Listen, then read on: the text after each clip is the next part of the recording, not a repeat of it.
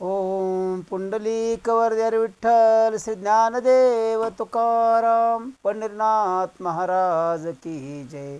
गोपाल कृष्ण महाराज की जय। ओम श्री गणेशाय नमो। ओम सरस्वते नमो नमः। ओम सीतारामचंद्राभ्या नमः। श्रीरामचरित्रातिसुरस परिसतांतः करणी उल्हास। हे श्री रामचरित्र आहे, रामकथा आहे. हे ऐकल्यानंतर मनाला फार मोठा आनंद होतो ना, ऐकत राहावं असं वाटतं. परिसतांतः करणी उल्हास. मनामध्ये नुसते आनंदाच्या लाटा समुद्रासारख्या येत असतात. सांडोणी आठव विसारस राममय झाले. आणि श्रोतेजन हो, आपण जे ऐकत आहात त्यामुळं आपल्या मनामध्ये फक्त आनंदच वास करत असतो. त्या टायमाला कुठलाही विचार वास करत नाही मनामध्ये. रघुवीर महिमा विशेष. रघुवीर महिमा विशेष आहे म्हणून तर शतकोटी रामायण शिव वाचत असतात आणि जगाला ऐकवत असतात. शोधावया धाविणले मानस. आणि कुठेतरी आपल्याला राम महिमा ऐकावयास मिळेल, कुठेतरी आपल्याला हे वाचायला मिळेल. कथा ऐकण्यासाठी आपण नेहमी आनंदी असतो. तव ते उन्मन होणी निहाशेष राममय झाले. ऋषी मुनी संत आणि भक्त हे काही वेळापुरते का होईना पण कसे राममय होतात. त्यांना आपण रामच आहोत असं वाटतं. इतका हा राम महिमा मोठा आहे आणि कथा मोठी आहे. बुद्धी धावली वेगे करुण गणावया जगदंद्याचे गुण. तव ते बौद्धरूप होऊन सम राममय जाहली. बघा, आपलं मन इतक्या वेगाने धावतं की त्याच्या पुढं वारासुद्धा कमी पडेल. इतक्या जोरानं आपलं मन धावतं की आपल्याला सुद्धा ह्या परमेश्वराचं, विष्णू अवताराचं रामगुण ऐकायला मिळावं आणि मनाला आपल्या आनंद व्हावं आणि आपण पापातून मुक्त व्हावं असं प्रत्येकाच्या मनाला वाटत असतं. तव ते बौद्ध रूप होऊन राममय जाहली. आणि आपली बुद्धी एक बार राममय झाली की मग आपण त्या बुद्धीच्या पाठीमागं चालत असतो. तो चित्तासा लावेश धनी भरी वर्णावया अयोध्या दिश. ते चैतन्य रूप होऊन विशेष राममय जाहले. संपूर्ण अयोध्या राममय होत होती रामाची कथा ऐकून. आकाश घाली अहंकार पावेन रामकथाब्दीचा पार. अहंकाराचा नाश करतं हे रामायण कथा हे अहंकाराचा नाश करते. आणि नाश केल्यानंतर आपल्या हृदयामध्ये फक्त परमेश्वर वास करतो. आकाश घाली अहंकार पावेन रामकथाब्दीचा पार. तो ब्रह्मानंदी बुडाला साचार निरहंकार होनी.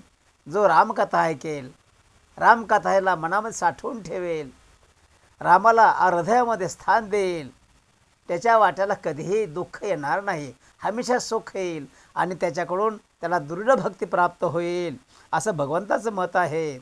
ऐकता रघुनाथ चरित्र.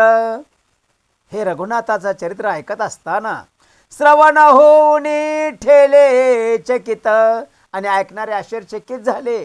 त्वचा आनंदमय होत इतर स्पर्श टाकून या.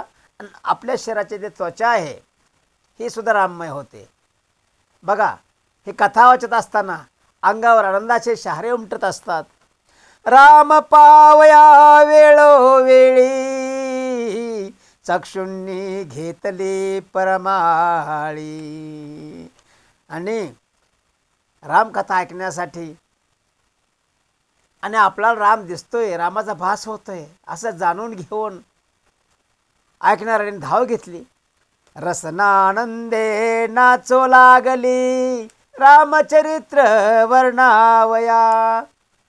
म्हणजे आपली जी वाचा आहे हे रसनामय आहे. ही सुद्धा प्रभू रामचंद्राचं सीतामाताचं हे कथा ऐकण्यासाठी अगदी आवडीनं बोलत असते. शिवावया घ्राण झाले मिलिंद एवं सर्व इंद्रिय वृंद रघुनाथे लीन झाला. आणि ही कथा ऐकण्यासाठी संपूर्ण अयोध्या, संपूर्ण जग कसं झालंय, आनंदमय झाला आहे. रामचरण कमळींचा आमोद सेवावया प्राण.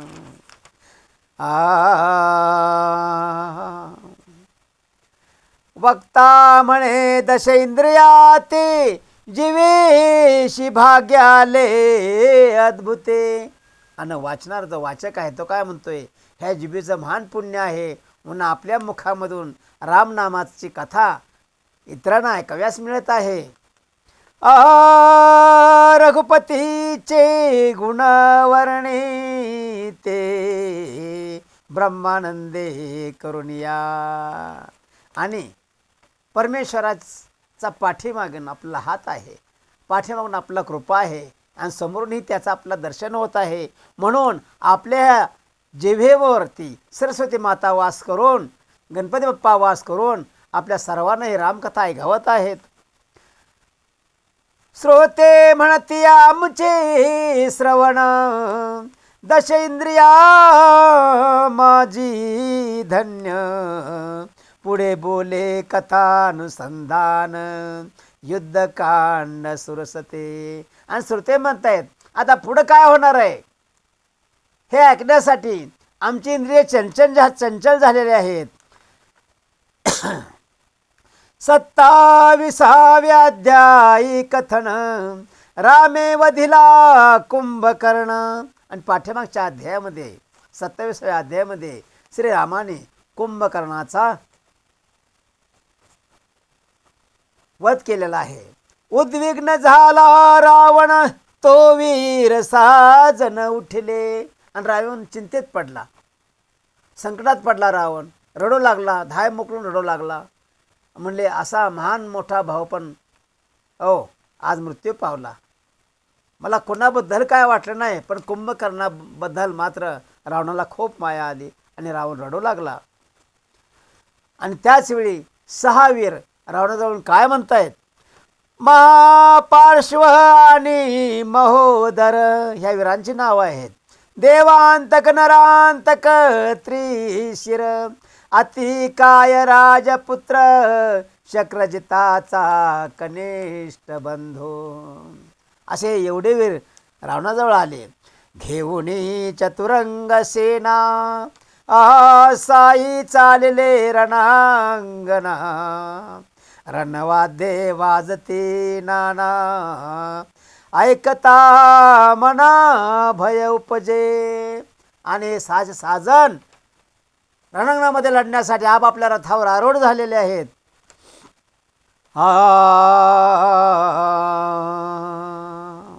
अतिकाय राजपुत्र शक्रजिताचा कनिष्ठ बंधू घेऊन चतुरंग सेना साई चालले रणांगणा.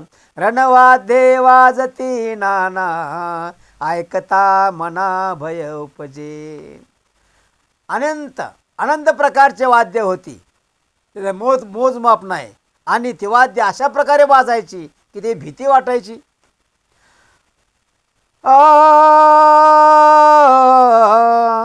महाद्वार उल्लंघन म्हणजे लंकेचा दरवाजा उघडून बाहेर निघाले साही जण. तो साही रथावर आणून शिरे टाकले गृंद्रांनी. ऐसा होता पशकुन. काय झालं, हे त्या येशीमधून बाहेर पडल्याबरोबर, लंकेच्या मेन गेटमधून बाहेर पडल्याबरोबर ह्यांना काय झालं, अपशकुन झाला. प्रत्येकाच्या रथावर एक एक मेल्लं माणसाचं शिरवून पडलं.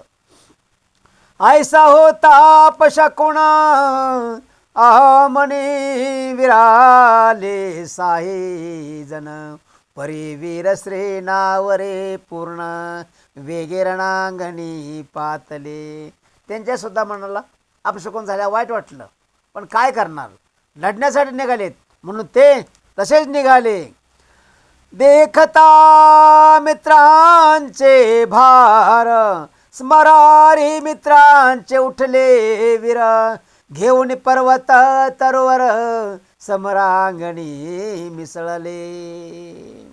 आणि वानर सेना सुद्धा सज्ज झाली आणि मोठमोठे पर्वत घेऊन आकाशामधून पर्वत आणू लागले. राक्षसांचे झाले असती पंजर क्षणे माघारले असुर.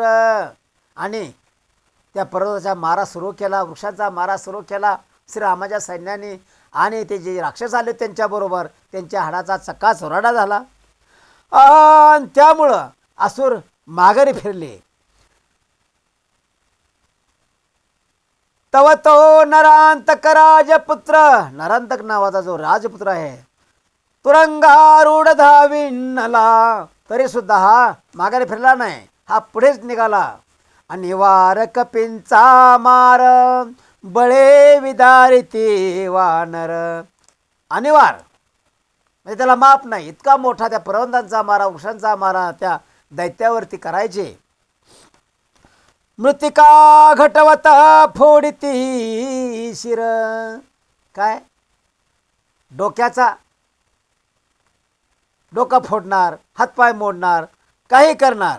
कोणाचे, रक्षांचे. की पुगी फळ चूर्ण केले.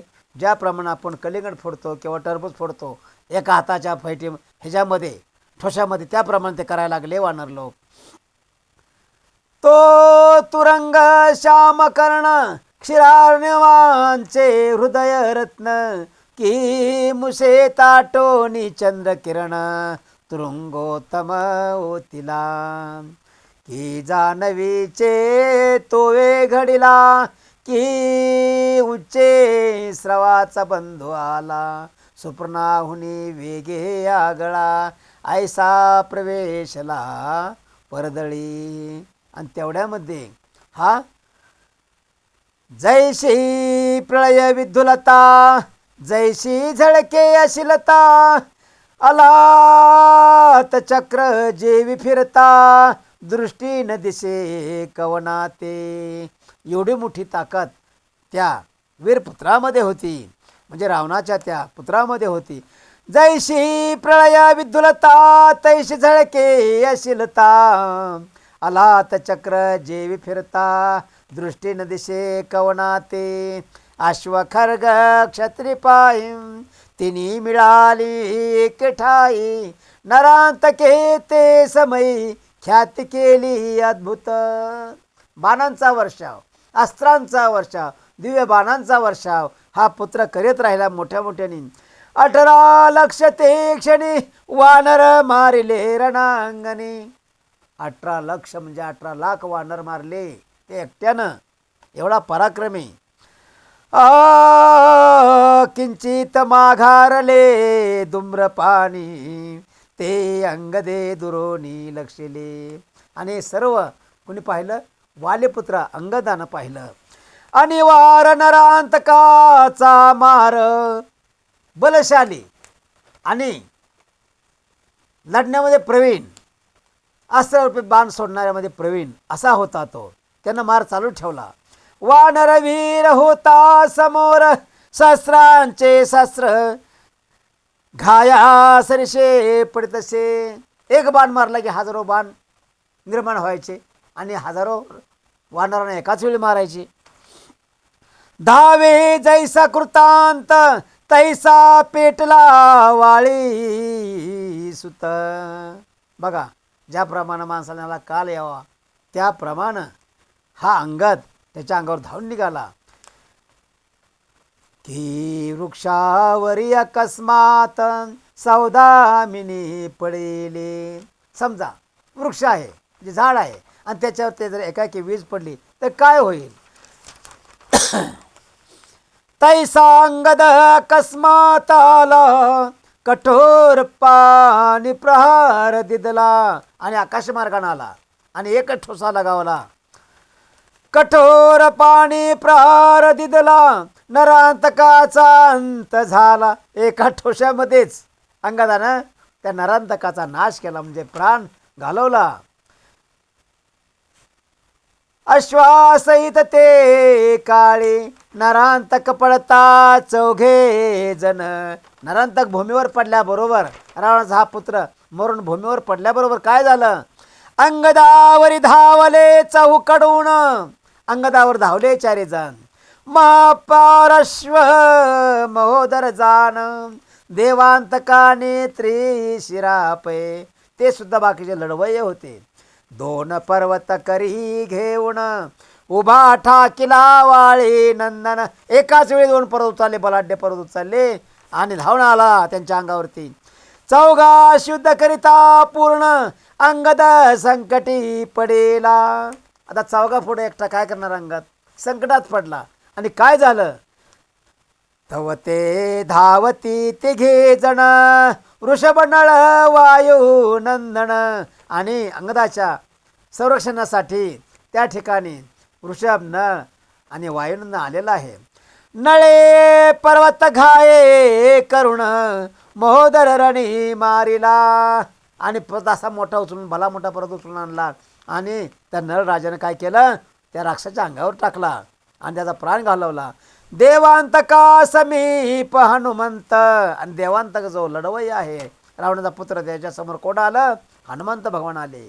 एवनी तयाशी बोलत तुझं देवांतक नाम सत्व कोण्यामुळे ठेविले. अरे म्हणले कुठल्या मूर्खानं तुझं देवांतक नाव ठेवला रे. तो तर लगेच मेलास. निर्नाशिकाशी नाम रतिकांत की जाराशी नाम ब्रह्मचारी म्हणत. अरे म्हणले वाईटाला कोणी ब्रह्मचारी म्हणून चालेल का. तो खरा ब्रह्मचारी पाहिजे. किंवा पैलवानाला पैलवान कुणालाही म्हणून चालेल का. तो खरा पैलवानच पाहिजे. तर त्याला ते नाव शोभतं की ज्याचे नाव आदित्य तो अंधारी पडेला. बघा सूर्य आहे तो जिथे असेल तिथं अंधार कसा असेल. प्रकाशच असणार कारण तो आदित्य आहे. जंबुक दृष्टी देखता पळे त्याशी केसरी नाम ठेविले. अरे लांडग्याला बघून कोल्याला बघून जो वीर पळतो त्याला राजा म्हणता येईल का. त्याला वीर म्हणता येईल का. नाही म्हणता येणार.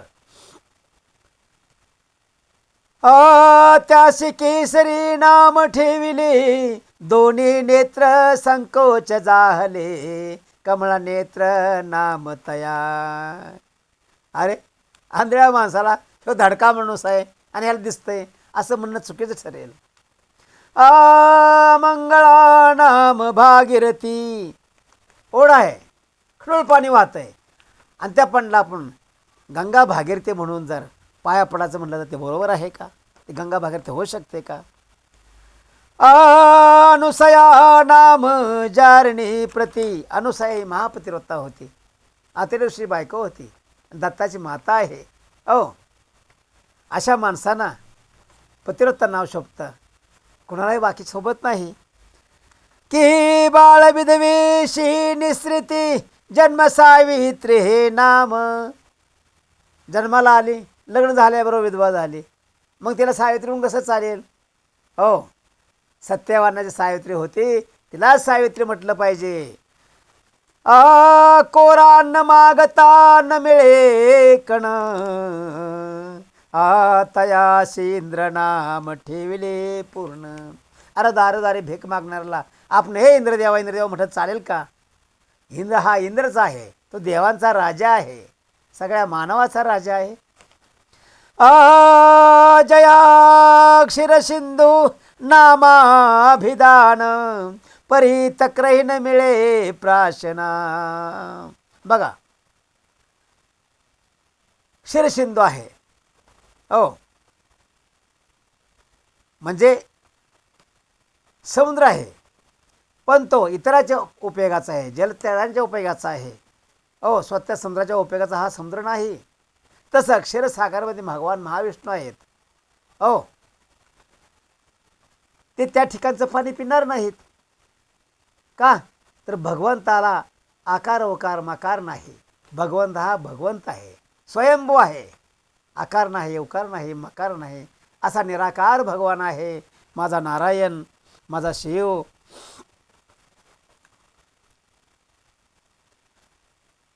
आजा रक्षका नाम पंडित काष्टवाहका नाम नृपनाथ. राजाला आपण भिकारी म्हणायचं, म्हणजे लाकडाच्या मोळ्या विकतोय त्याला आपण राजा म्हणायचं असं म्हणून चालेल का, नाही चालणार. की दरिद्रियाशी नाम प्राप्त कुबेरायशी जाहले. दरिद्री माणसाला कुबेर भगवान म्हणून चालेल का, कुबेर तो कुबेरच आहे. जैसे अजागळीचे स्तन की मुखमंडन बधीर कर्ण गर्भांधाचे विशाळ नयन तेने तैसे जान नाम तुझे. अरे म्हणले एकच स्तन असतं, अजागळे म्हणून एक अजागळे कोणाला म्हटलंय बघा. जैशा जागळीचे स्तन की मुखमंडन बधीर कर्ण. समजा एकच डोळा आहे आणि मुख आहे ते बी बरोबर नाही, आणि शिवाय तो कानान बाहेर आहे, किंवा गर्भांधाचे विशाळ नयन म्हणजे ओ जन्माला तर आला, डोळे तर मोठं आहेत ओ, पण काय आहे तो मृत्यू पावलेला आहे. तैसे जाण नाम तुझे वृषभाशी सिंहासन. बघा सिंहासनावर कोणी बसावं, श्वानाशी अर्गजाले पण, म्हणजे वृषभा सिंहासन. वृषभ म्हणजे कोण, बैल ओ, तर नंदी कुठं, नंदी जागेवर पाहिजे, शिवाच्याच जागेवर पाहिजे ओ, कोणी कुठं बसून चालेल का. श्वानाशी अर्गजाले पण पूर्ण की दिव्यांबर परिधान जैसे उष्ट्राशी करविली. कुणाला हे राजा बनवून चालणार नाही, कुणाला हे पिवळा पितांबर नेसून तो कृष्ण होणार नाही. कनक वृक्ष धत्तुराशी म्हणती की चर्माचा केला हस्ती पक्षाशी भारद्वाज म्हणती देवांतक तव नाम तैसी. अरे म्हणले कनक वृक्ष असतो किंवा धोत्र्या झाड असतं किंवा की चर्माचा केला हस्ती किंवा वाघाच्या चमड्याचं वस्त्र केलं तर ते कोणाला शोभल, ते शिवाला शोभल. इथं साध्या माणसाला वाईट माणसाला कसं शोभल ते. पक्षाशी भारद्वाज म्हणती, एका पक्षाचं नाव भारद्वाज असतं. देवांत कतव नाम तैसे. अरे म्हणले तर भारद्वाज पक्षाचा काय करतो, नुसता लाकडाला टोको टोको टोको टोको टोचा म्हणत राहतो आणि आवाज काढत राहतो. तसं तुझं काम आहे असं ते देवांतकाला म्हणलेले, म्हणजे राक्षसाच्या मुलाला बोलले. ऐसे बोलून वायू कुमार हृदय दिदला लत्ता प्रहार. असं म्हणून एकच लात मारली त्याच्या छाताळावर, त्या देवांतकाच्या म्हणजे रावणपुत्राच्या छातीवर एकच लात मारली. संपला देवांतकाचा संसार तो त्रिशिरा सत्वर धाविन्नला. आणि तेवढ्यामध्ये देवांतक मेल्याबरोबर त्या ठिकाणी दुसऱ्या अंगावर धावून आला. हनुमंते वृक्ष घेऊन त्रिशिरा मारिला न लागता क्षण. आणि हनुमंताने मोठा वृक्ष घेतला आणि आकाशमार्ग करून त्याच्या अंगावर फेकून दिला आणि तो एका क्षणात मेला. ऋषभे पर्वत घेऊन महापार्श्व मारिला.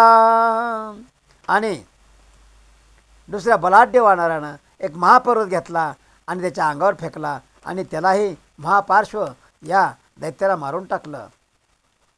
ऐशाती काय देखोण सारथियाशी म्हणे प्रेरी चंदन सर्वाशी अलक्ष करुण रामावरी धाविन्नला. आणि तो अतिकाय जो होता तो सारथ्याला काय म्हणतोय, चल रे, तो बघ राम उभा आहे पुढं. सर्वाशी अलक्ष करून रामावरी धाविन्नला, सावधान करून रामावर ह्याने चाल केलेली आहे. सहस्त्र घोडे ज्याचे रथी किती होते, सहस्त्र घोडे त्याच्या रथाला जुंपलेले होते. एके सूत्रे यावरी सारथी, आणि एकच सारथी, या सगळ्याचा लगाम त्याच्या हातामध्ये होता, सारथीच्या हातामध्ये होता त्या सर्व घोड्याचा लगाम. अरुणासी न टिके गती, म्हणजे सूर्याच्या रथावर जो अरुण बसलाय तो सुद्धा असा रथ चालवू शकत नाही. नवल कपी करीती पै, आणि संपूर्ण कपी लोक वानर लोक हे सगळं बघून एक तर आनंदित तर झाले, पण त्यांना रागही त्याचा आला, आश्चर्य करू लागले. अतिकायाचे स्थूल शरीर, म्हणजे त्याचं सुद्धा शरीर कुंभकर्णासारखं होतं. इंद्रजिताईसा प्रचंड वीर, तया समोर झाले पाच वानर. कसा होता तो, इंद्रजितासारखा लढवय्या होता. आणि त्याच्यासमोर पाच वानरं जाऊन उभी राहिली. पर्वत हाती घेऊन या, आणि पर्वत हातामध्ये घेऊन त्याच्यासमोर उभे राहिलेत. गवय गवाक्ष कुमुद शरभ आणि पाचवा मैंद, पर्वत टाकती सुबुद्ध एकदाच ते काळी. आणि ह्या पाच कपींनी एकाच वेळी महाभयानक मोठे पर्वत त्याच्या अंगावरती फेकले. अतिकाय सोडून बाण पर्वत टाकले पिष्ट करुण. आणि अतिकाय त्या पुत्रानं काय केलं, रावणाच्या एकाच बाणामध्ये सगळं पर्वताचा चुराडा करून टाकला. शरी खिळले पाचही जण रंबळत पडेले, आणि पाचही जण धरणीवर पडले. रावणाचे पुत्र पाचही जण धरणीवर पडले आणि मोठ्या मोठ्यानं रडवू लागले. बिभीषणाशी पुषे रघुनंदन, आणि तेवढ्यामध्ये बिभीषणाला श्रीराम काय विचारतात, अहो हा हे कोणाचा कोण, म्हणले हा जो लढवय आहे कोणाचा कोण आहे. एरू म्हणे रावणाचा नंदन नामाभिधान अतिकाय, हा म्हणले रावणाचा पुत्र आहे. हा, ह्याचं नावही तसंच आहे आणि दिसायला तसा महाकाय आहे तो. हा दिव्यरथ तेजा गळा, हा जो दिव्यरथ आहे, असा दिव्यरथ मी कधी पाहिला नाही आणि पुढे कोणी पाहणार नाही, असा हा दिव्यरथ आहे. ब्रह्मदेवी याशी दिदला, बिभीषणाने सांगितलं श्रीरामाला हा रथ ब्रह्मदेवाने ह्या महाकायला दिलेला आहे. हा निवाराशे झाला पुरुषार्थ याचा अद्भुत, याचा अद्भुत पुरुषार्थ आहे. कोणास नाटपे पूर्ण तुम्हीच उठावे घेऊन धनुष्यबाण, हा म्हणले बाकी कोणालाही आवडणार नाही, ह्याच्यासाठी तुम्हालाच धनुष्य हातामध्ये घेऊन उठून उभं राहावं लागेल. हा कोणास नाटोपे पूर्ण तुम्हीच उठावे घेऊन धनुष्यबाण, की पाठवावा उर्मिला जीवन याचा प्राण घ्यावया. एक तर तुम्ही लढायला उभे राहा किंवा मग लक्ष्मणला उभा करा, म्हणजे तुम्ही दोघातला कोणीही त्याला मारू शकता. काढली चापाची गवसणी जेवी निशांती प्रगटे तरणी, आणि धनुष्याचा दोर ओढला आणि भात्यातून बाण काढला. जेवी निशांती प्रगटे तरणी की कुंडातल महाग्नी याज्ञिके फुंको निचेतविला. ज्याप्रमाणे आग विजली आणि ती चार चव्हाणी फुकली तर ती एकदम भडका घेते, त्याप्रमाणे एकदम कोण उठलं बघा. तो विनवी सुपित्रा नंदन मी अतिकायाशी युद्ध करीन अवश्य म्हणून सीता जीवन विजयी हो रणांगणी. लक्ष्मण बोलले, प्रभो तुम्ही नका लढाई करो, मी लढाई करतो, एकाच बाणात ह्याचा वध करतो, ह्याचा जीव घेतो. मग रामाने लक्ष्मणाला आशीर्वाद दिला, चिरंजीव भव आयुष्यमान भव, तुझा विजय होईल लढ्याच्या बरोबर. श्रीराम जय राम जय जय राम, श्रीराम जय राम सीताराम, रघुपती राघव राजा राम, पतित पावन सीताराम. श्रीराम जय राम जय जय राम, श्रीराम जय राम जय हनुमान, श्रीराम जय राम जय हनुमान. रघुपती राघव राजा राम, पतित पावन सीताराम. रघुपती राघव राजा राम, पतित पावन सीताराम.